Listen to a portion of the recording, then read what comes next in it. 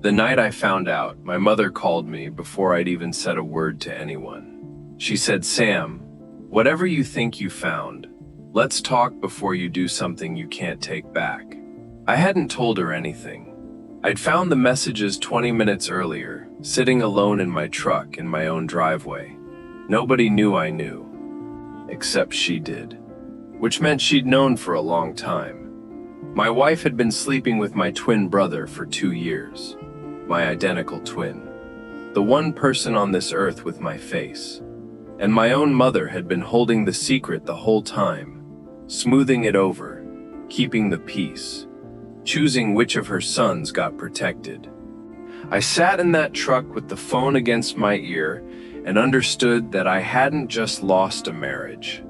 I'd lost a family in a single night, all of it at once, and every one of them had known before I did. That's where this starts. It's not where it ends. Let me tell you about being a twin, because you can't understand what this did to me without it. My name is Sam. My brother is Nathan. Nate. We're identical. Same face, same voice, same everything. Close enough that our own relatives mixed us up well into our 20s. Growing up, being a twin was the central fact of my life, more than being tall or being from Ohio or anything else. People didn't see me first. They saw us, the twins. One unit. I spent my childhood as one half of a matched set, and I loved it, mostly. There's a closeness there that people who aren't twins can't really access. Nate was the first person I ever knew. Before I had words, I had him. We shared a room until we were 16. We knew each other's thoughts in that spooky way people always ask twins about, and yeah, sometimes it was real. We were close as adults, too. Not in each other's pockets. He lived across town. We had our own lives. But close. Sunday dinners at our mother's. Fantasy football. He was the best man at my wedding, and his toast made the whole room cry and then laugh. Because he knew exactly how to do that. Because he knew me better than anyone alive. That's the part I keep coming back to. The betrayal didn't come from a stranger. It came from the person who'd known me the longest, who shared my literal DNA, who had stood up at my wedding and told 200 people that Kate was the luckiest woman in the world, and I was the luckiest man. I work as an electrician, commercial and residential, my own small business. 3 trucks and 2 guys who work for me. I'm good at it. It's a trade where you can't fake competence. Either the panel works or the building burns down. And I've always liked that honesty. You know where you stand.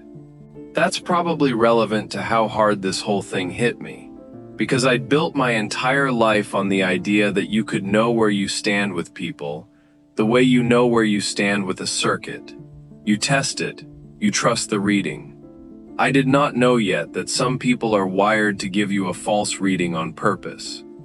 I married Kate when I was 30. We met through friends, dated for 2 years, did it right. She was warm and funny, and she fit into my family like she'd always been there. Got along with my mother, teased Nate, became part of the Sunday dinners without any friction at all. I remember being so grateful for that. So many guys marry someone their family merely tolerates. Kate, everyone loved. My mother told me at the wedding, she's the daughter I never had. I held on to that like a trophy. We had our daughter Lily, 3 years into the marriage. And Lily is where this story stops being just about betrayal and becomes something I still don't fully have words for. But I'm getting ahead of myself. I want to say one more thing about my mother, Carol, before the rest of it. She raised Nate and me mostly on her own after our dad left when we were 9. She worked at the elementary school, packed our lunches, kept a whole family upright on a school secretary's salary. I adored her. I want you to understand that going in, because when I tell you what she did, it would be easy to picture some cold, calculating woman. She wasn't. She was a warm, tired, deeply loving mother who, When the moment came to choose between an ugly truth and a comfortable silence, chose silence, and told herself it was love. The villains in real life are almost never villains. They're people you'd trust with your kids, making one cowardly choice at a time. For about 4 years, I thought I had the whole thing. The trade, the marriage, the little girl, the tight family, the brother who was also my best friend. I thought I was one of the lucky ones. The first crack showed up on an ordinary Tuesday, and I almost didn't notice it. It was Lily's daycare, of all things. A pickup mix-up. Kate had told me she'd get Lily that Tuesday. I came home expecting them both there, and the house was empty. And when Kate got home with Lily an hour later than daycare closed, I asked where they'd been. She said she'd taken Lily to the park after pickup. Fine, normal. Except Lily, who was almost 4 and had recently discovered the power of narrating everything, said, "We saw Uncle Nate at the park," and Kate's face did something. Just for a second. A flicker, a recalibration, and then a smooth, "Yeah, we ran into Nate. He was out for a walk." And I said, "Oh, nice." And that was it. It should have been nothing. My brother, running into my wife and kid at a park in the same town we all lived in, that's not evidence of anything. That's Tuesday. If Kate hadn't made that face, I'd have forgotten it inside a minute. But she made the face. And here's the thing about being married to someone for years. You don't consciously catalog their expressions, but some deep part of you does. And that part knew that the face didn't match the words. The words were casual. The face had been caught. There's a specific micro-expression a person makes when a child accidentally says something the adult was hoping to keep quiet. I've seen it since, in other contexts, and I recognize it instantly now. It's the look of someone doing fast math about how much just got exposed. Kate made that look, for less than a second, and then buried it under an easy smile. An almost 4-year-old Lily, who had no idea she just detonated anything, went back to her juice box. I filed it away. I didn't want to think about it, so I didn't. That's the thing I want to be honest about, because I think a lot of people listening have done the same thing. The first sign is almost never a smoking gun. It's a flicker, a small wrongness, a thing that doesn't add up by a single degree. And you have every reason in the world to let it go, because the alternative, pulling that thread, threatens everything. So you don't pull it. You tell yourself you're not the kind of man who's suspicious of his own wife and his own brother. You file it away, and you feel good about yourself for filing it away. I filed away a lot of things over the next few months, I'd later realize. The way Nate had started dropping by more when he knew I was on a job. The way he and Kate had an ease with each other that I'd always read as, "My family loves my wife," and never once as anything else. Because why would I? He was my brother. The way Kate's phone habits had shifted, the device migrating from the kitchen counter to always being with her, face down. The passcode changed to something I didn't know, for work reasons. The way certain Sunday dinners had a temperature to them I couldn't name. My mother watching the 3 of us with an expression I mistook for contentment. Every single one of these had an innocent explanation, and I reached for the innocent one every time, because I was a happy man, and happy men don't investigate. And there was a second reason I didn't look, one specific to my situation. The suspect was my twin. To suspect Kate and Nate together, I'd have had to imagine my own brother, the person I trusted most in the world after my wife, doing the single worst thing one brother can do to another. My mind simply wouldn't complete the thought. It was too large.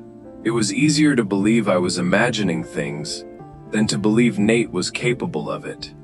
That's the shelter an unthinkable betrayal hides inside. The fact that it's unthinkable. The people closest to you can hurt you the most, precisely because you can't picture them doing it. It took a bigger crack to make me finally pull the thread. That came about 6 months after the park, and it came, of all places, from my mother. We were at Sunday dinner. Kate had taken Lily to the bathroom. Nate was in the yard on a call. It was just me and my mother, Carol, in the kitchen, and she was drying dishes. And out of nowhere she said, "You know your brother loves you, right? Whatever happens, you two are brothers. That comes first. Family comes first." I said, "Sure, Mom. Where's this coming from?" And she said, "Nothing. I just worry about you boys." And she wouldn't look at me while she said it. That's the second time in this story someone's face didn't match their words. And this time, it was my mother's. And it landed differently. Because my mother is not a subtle woman. She's a retired school secretary who says exactly what she thinks and always has. For her to float something that heavy, whatever happens, family comes first, your brother loves you, apropos of nothing, while drying a dish she'd already dried, and then refused to meet my eyes, that wasn't nothing. That was a woman trying to lay groundwork, trying to preload a message for a day she could see coming. I didn't understand it that night, but it joined the park face, and Nate's dropping by, and the face-down phone, and suddenly all these filed-away things I'd been so proud of ignoring started pulling toward each other like they had a gravity of their own. That's how it happens, I think. Not one big revelation, a slow accumulation of small wrongnesses that reach a critical mass, and then one ordinary moment tips it over, and you can't unsee the shape anymore. I drove home from that dinner with a feeling in my chest I'd never had before. Not certainty. Something worse than certainty. The beginning of it.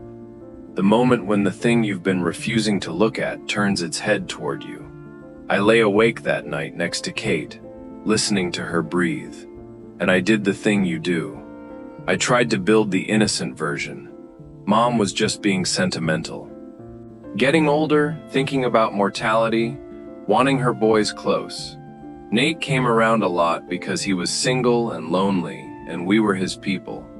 Kate guarded her phone because everybody guards their phone now. I built the whole innocent house, brick by brick, and I lay there inside it, and it would not keep the rain out. Because there was one thing the innocent version couldn't explain: why my mother wouldn't look at me.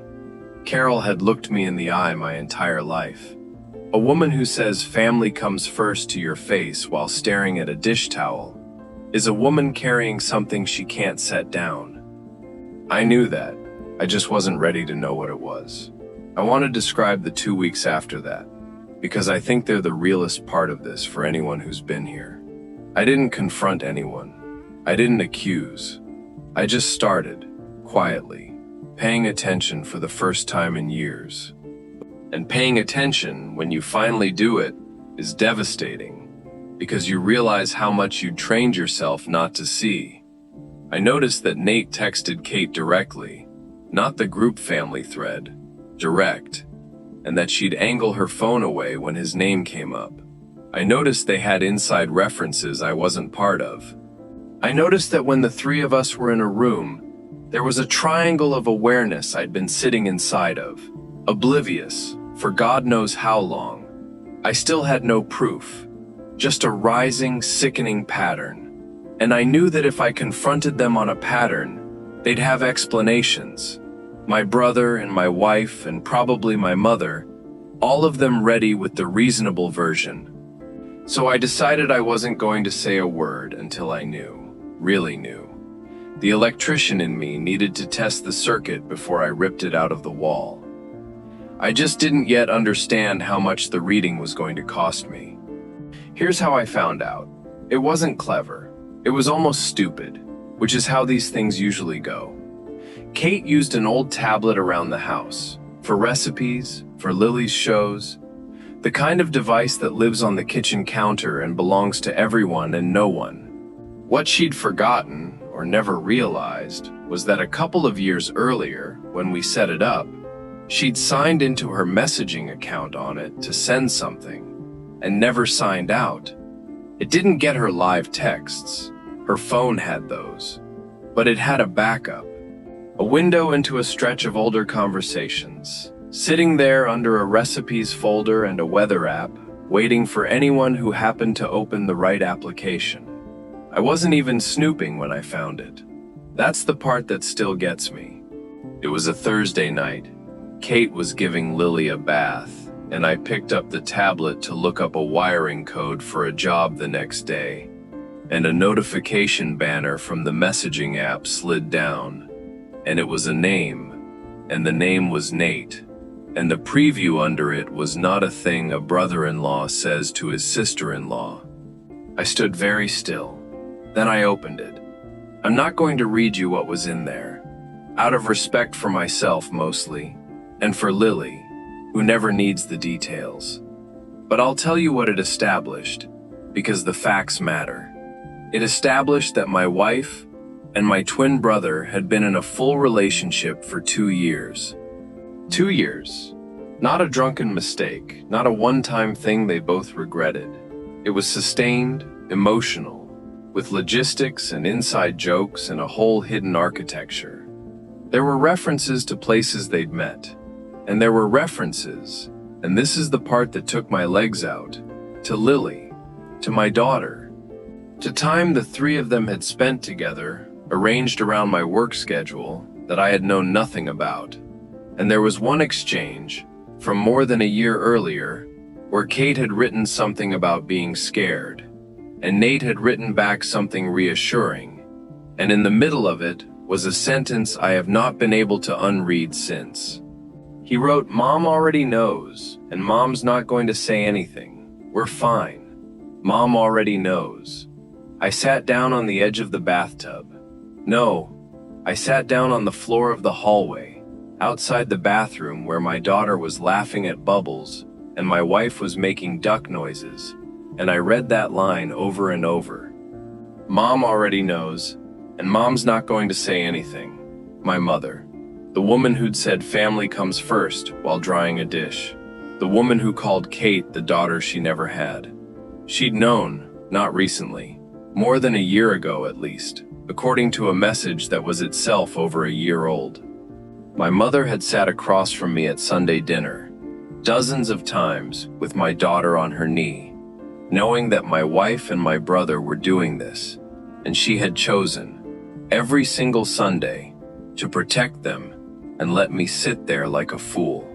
That was the moment it stopped being an affair and became something bigger, a conspiracy of the three people I trusted most. And I was the only one at the table who didn't have a seat at the real table. I did not go into that bathroom and blow up my daughter's bath time. I want you to know that. I got up off that floor, I put the tablet down, I walked outside to my truck, and that's where I was sitting when my phone rang, and it was my mother, saying, "Sam, whatever you think you found, let's talk before you do something you can't take back." To this day, I don't fully know how she knew that exact night. Maybe Kate felt something. Maybe there's a version of that twin radar thing that runs through a whole family. But she knew. And her first instinct, her very first instinct, before, "Are you okay?" before anything, was damage control. I didn't answer her, not really. I said, "I can't talk right now, Mom," in a voice that must have told her everything, and I hung up. And then I sat in that truck for a long time and let the second betrayal sink in, because in some ways, it was worse than the first. Let me explain that, because I've thought about it a lot. My wife betrayed me, my brother betrayed me. Those are enormous, but they're at least the kind of betrayal the world has a script for. People cheat, even with a brother. It's monstrous, but it's a known kind of monstrous. What I didn't have a script for was my mother, because a mother is supposed to be the one fixed point. The one person whose loyalty isn't conditional, isn't up for grabs, isn't something you have to earn or can lose. And mine had known her son was being deceived in the most intimate way possible, by two other people she loved, and she had decided that the right thing to do was keep it quiet. to manage it, to protect the affair from the truth rather than protect her son from the affair. Why?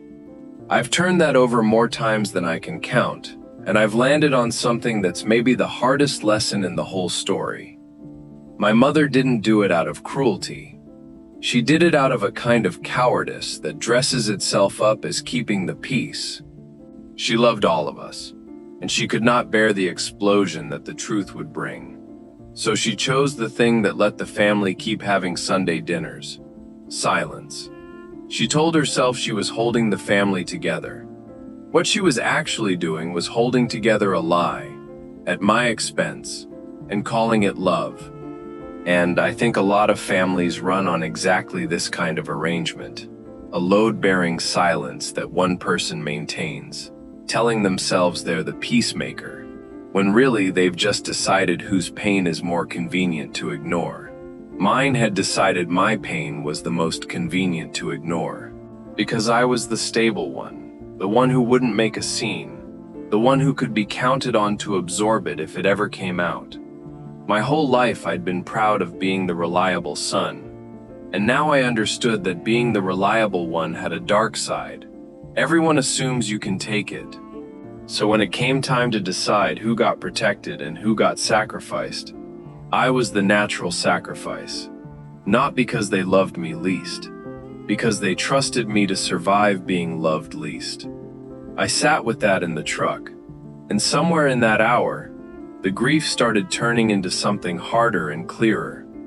Because if the three of them had spent 2 years deciding what I could handle, deciding for me, managing me, protecting each other from me, then the one thing I could do, the one piece of power I still had, was to stop being managed, to take back the decisions, to stop being the reliable son who absorbs it, and become a man who looks at the whole thing clearly and chooses his own next move.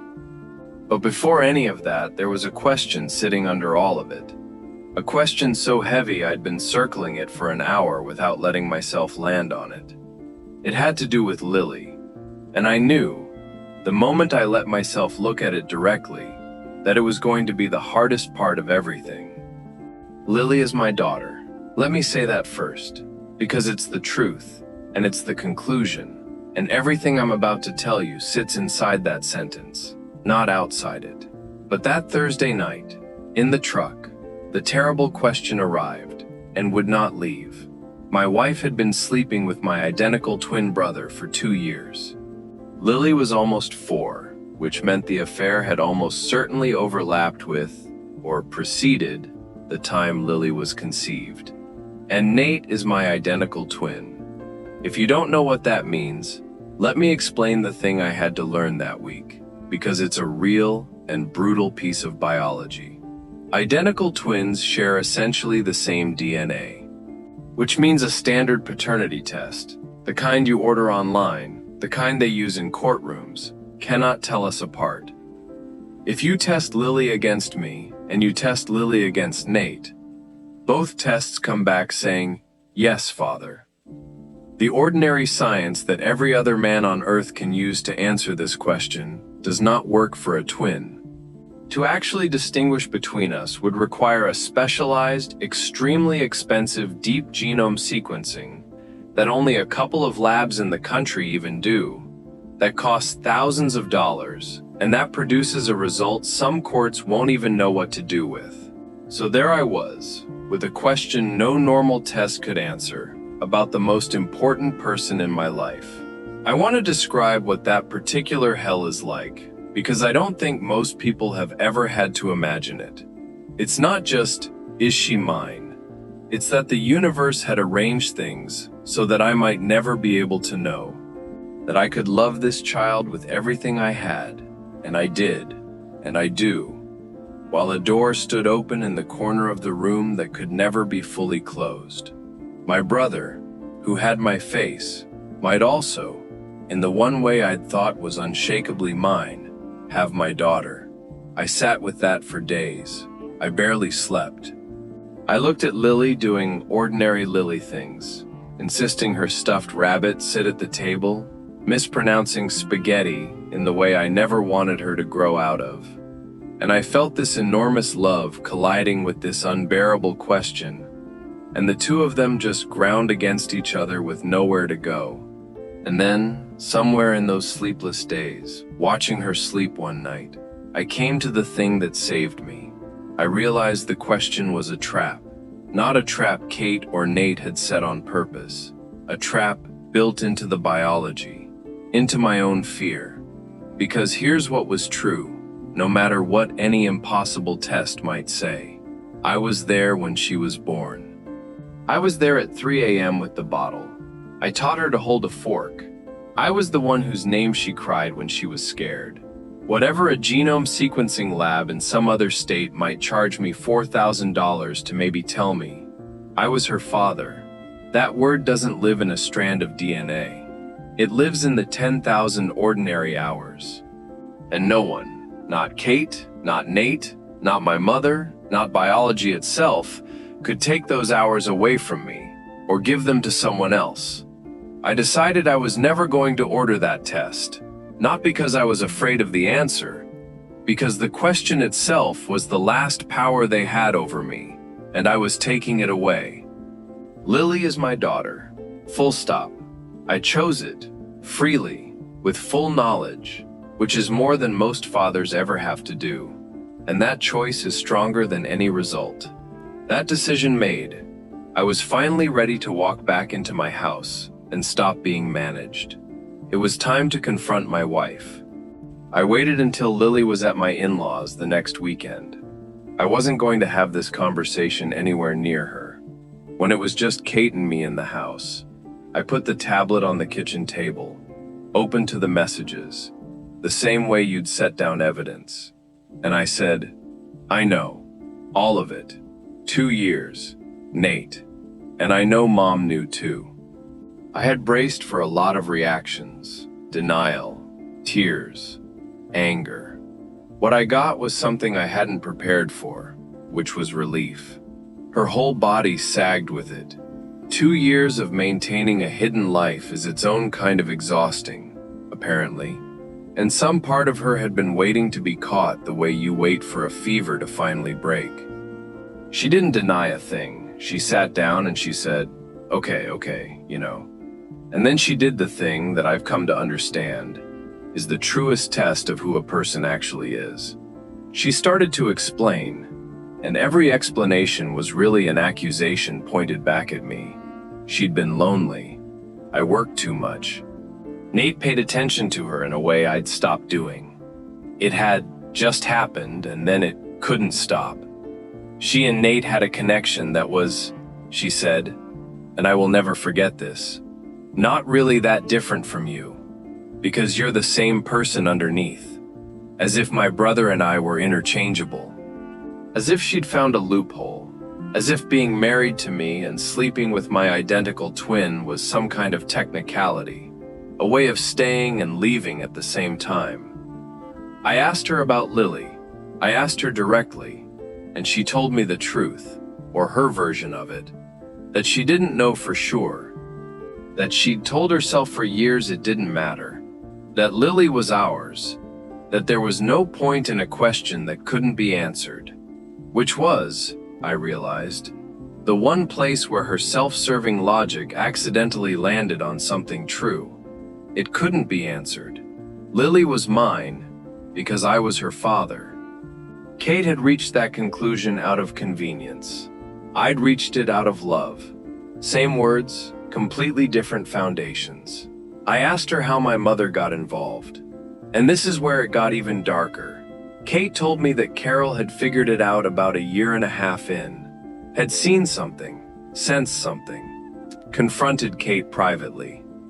And instead of telling me, my mother had made a decision. She'd told Kate and Nate to be more careful and to figure out what they wanted, and that she wouldn't say anything as long as it didn't blow up the family.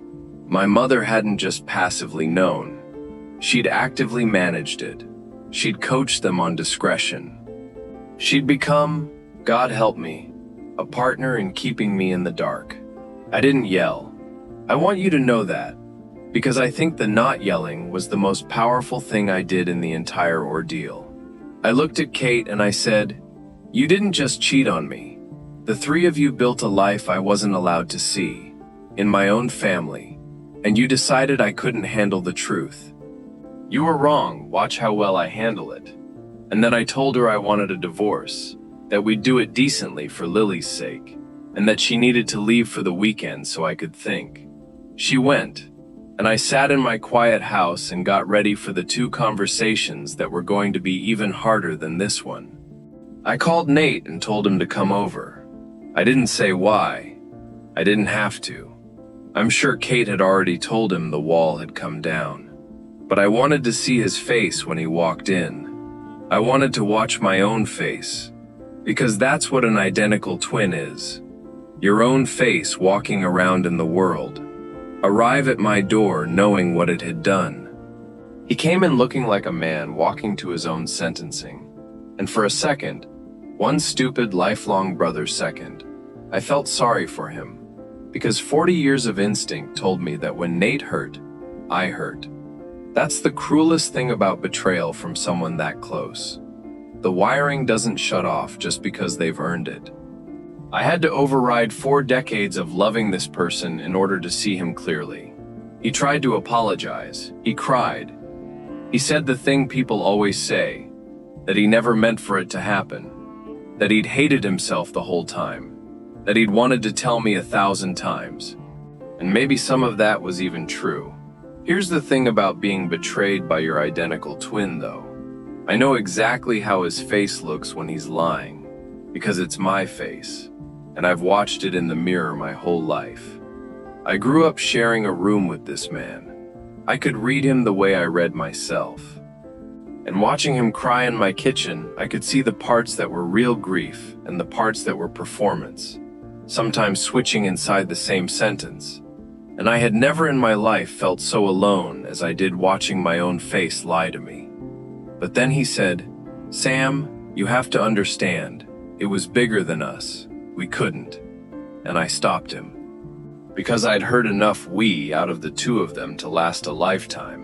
I said, "You stood up at my wedding. You held Lily the day she was born. You did this for 2 years and let Mom help you hide it. And you sat at Sunday dinner across from me every week. There's no apology in the world that's the right size for that. So don't reach for one. Just answer me one thing and then get out of my house. Did you ever, once, in 2 years, think about me?" And he couldn't answer. He just cried harder, which was its own answer. If you've made it this far with me, I want to invite you to subscribe to our channel and join us every day.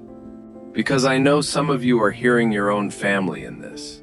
Maybe not this exact nightmare, but the quieter version. The relative who knew.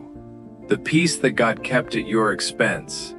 The way families will sometimes protect the person who did the damage because they're afraid of the person who'll cause a scene by telling the truth.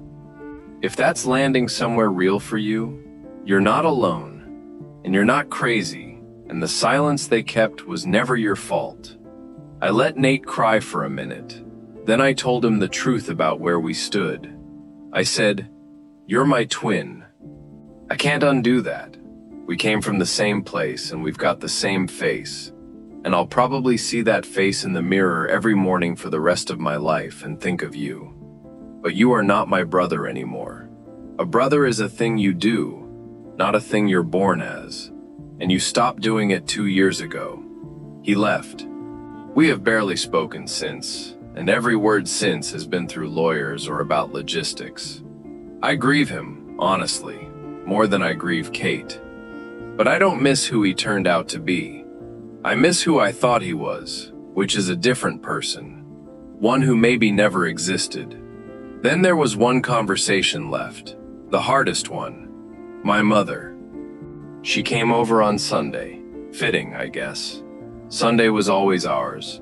She came in already talking, already managing, already in the mode she'd been in on the phone that first night. "Sam, I know you're hurting, but you have to think about this family, about Lily, about what happens if you..." and I let her go for a while, because I wanted to hear how far she'd take it. She took it all the way. She talked about forgiveness. She talked about how Nate was still my brother. She talked about how airing all this would only hurt Lily. She never once, in her whole opening, said she was sorry. Not once. When she finally ran out, I asked her one question. I said, "Mom, how long?" And she knew what I meant. And she looked at me, and to her credit, the only credit I can give her, she didn't lie at that final moment. She said, "About a year and a half. A year and a half. Something like 70 Sundays. 70 dinners where she'd looked at me across the table, knowing, and chosen the others." I did the math out loud, right there, because I wanted her to hear the number. 70 times she'd set a table, passed me the potatoes, asked about my week, watched me bounce Lily on my knee, and known. 70 times she'd hugged me at the door and told me to drive safe. Every one of those hugs, I realized, had been a small act of maintenance on the lie. She wasn't just failing to tell me. She was actively, warmly, week after week, keeping me comfortable inside the thing that was being done to me. The warmth was the mechanism. That's what I couldn't get past. I asked her why she never told me, and she said the thing I'll carry for the rest of my life. She said because I knew you'd leave her, and I couldn't stand to lose the family. Lose the family. She'd watched her son be deceived for a year and a half, coached the deceivers on how to do it better, all because telling the truth might mean the family changed shape. And in her math, my knowledge was the threat, not their betrayal. The truth was the danger. I was the danger, not the affair. My mother had looked at a burning house and decided the problem was the smoke detector. I told her something I'd never said to my mother in my life. I told her that I loved her, and that I understood she'd been scared, and that I wasn't going to scream at her or cut her off in a rage. And then I told her that she'd made a choice, 70 Sundays in a row, and that choices have weather, and she was going to have to live in the weather she'd made. I told her I needed a long time away from her, that she could have a relationship with Lily, supervised, because Lily deserved a grandmother, but that she and I were going to be very distant for a very long time, and that this wasn't punishment. It was just the natural consequence of what she'd decided I could survive.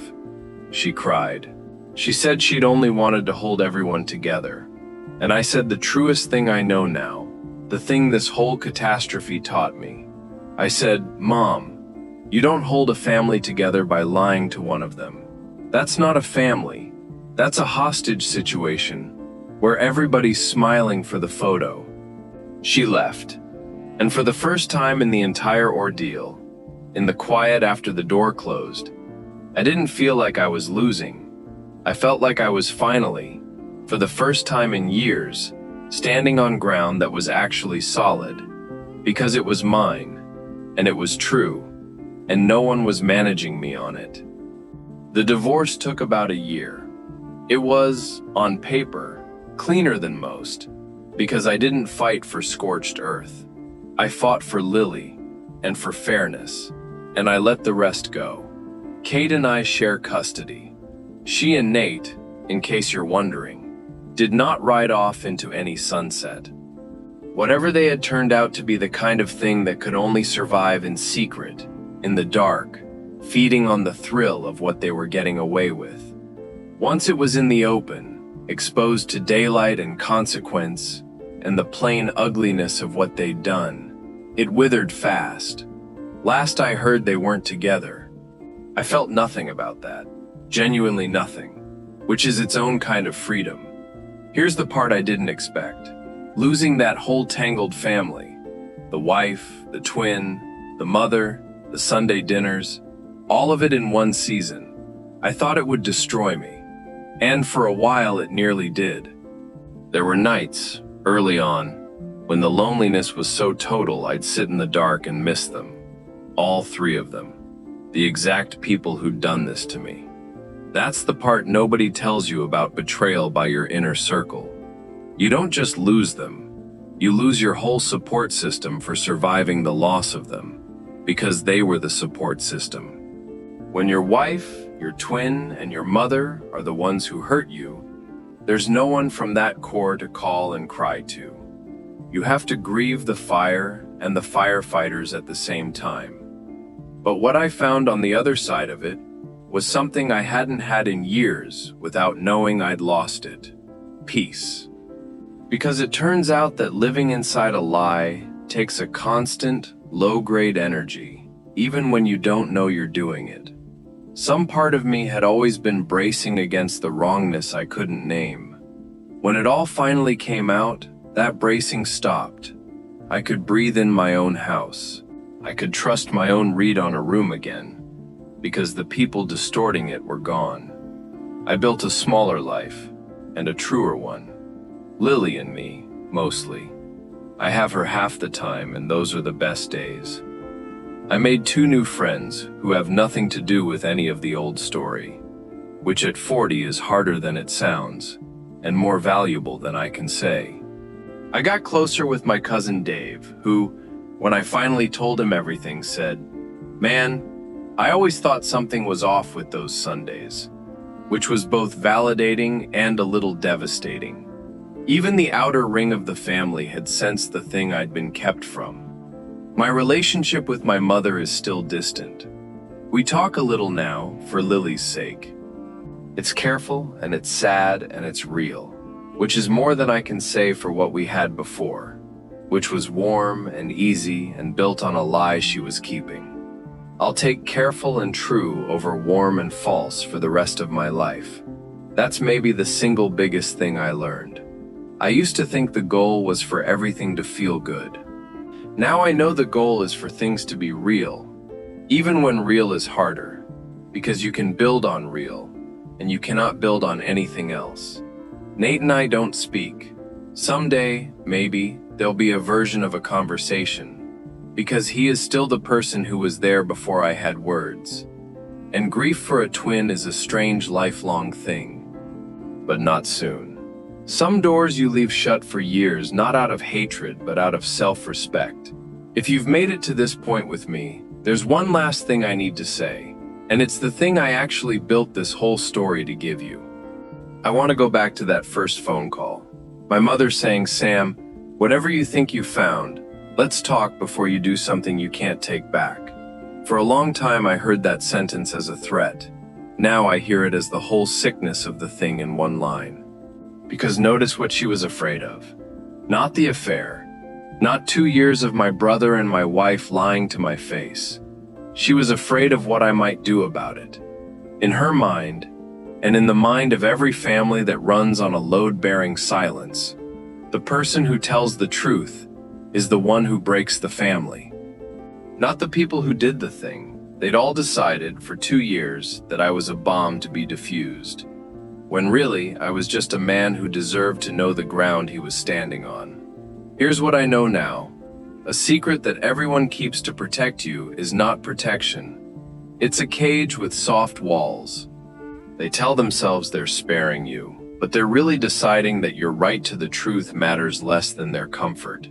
And the cruelest part is, they often love you while they do it. My mother loved me. My brother, in whatever broken way, probably loved me. That love was real, and it did not stop them from building a 2-year lie with me at the center of it. So if you take one thing from my story, take this. Love and honesty are not the same thing, and a love that won't tell you the truth cannot hold any weight. I'm not bitter. I decided early it wasn't going to turn me. I have a daughter who calls me dad and means it in the only way that matters. I have a small true life I can breathe inside of. I have my own read on the world back, which they'd quietly stolen and I quietly took back. On the hardest day, I'd rather be me, clear-eyed and alone in the truth, than any of them, comfortable in the lie. Lily asked me recently why we don't see Uncle Nate anymore. She's old enough to notice, not old enough for the story. I told her that sometimes grown-ups make choices that mean they can't be close anymore. that it's nobody's fault and definitely not hers, and that she is loved by more people than she'll ever be able to count. She went back to her rabbit. Someday she'll want the real version, and when that day comes, I'll tell her the truth. Carefully, at the right age, but the truth. Because I will not do to my daughter what my family did to me. In my house, the truth is not a bomb. It's just the floor we stand on. If this story meant something to you, share it with 5 people who might need it. And leave me a comment. Tell me honestly, would you have ordered the test, or would you have done what I did? I read every one. And tell me what you want us to talk about next. We're here every day, telling the true ones.